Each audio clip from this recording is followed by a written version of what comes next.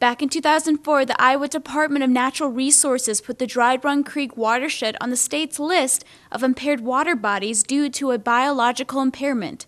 Because of that impairment, the watershed is eligible for federal and state grant dollars. It is because of those grant dollars that the residents can now create beautiful landscaping projects that will help the watershed for little cost. The money from the grant comes through the Soil and Water Conservation District, who help match up those dollars with homeowners, organizations, and businesses within the watershed to provide incentive to manage the runoff.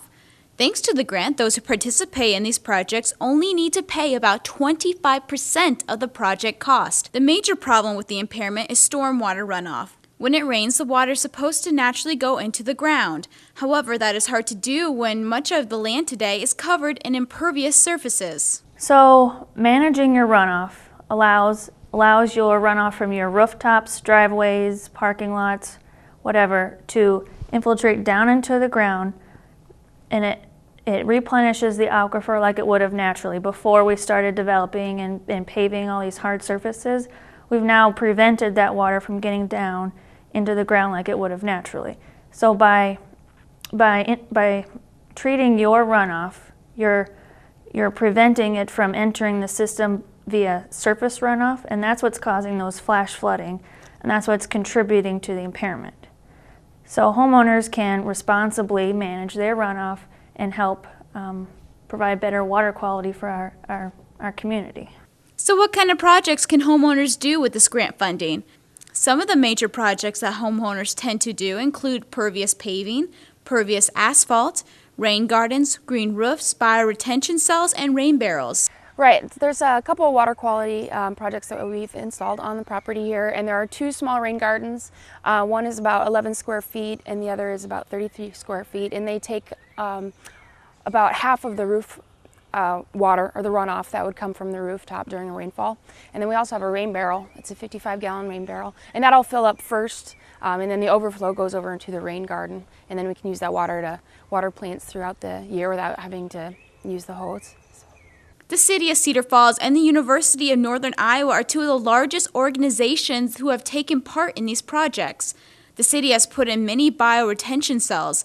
If you drive along Waterloo Road by the Recreation Center, you can see these. UNI also put in those cells along with green roofs. The parking lot north of the dome has pervious asphalt, and the parking lot located between Dry Run Creek and the towers has pervious paving. The Dry Run Creek Watershed Improvement Project has made great improvements that the Soil and Water Conservation District recently received the Governor's Environmental Award. This was due to all of their efforts in water quality for the last 9 years. There are three major parts or components of the Watershed Project. One is the practice implementation, so getting these practices installed. The other is a monitoring effort. So we do chemical analysis, chemical sampling of the watershed. So that's about, it kind of depends on every other week or so that we go out and monitor. And then the third component is outreach and education. So visiting with clubs or organizations or homeowners, just trying to get the word out.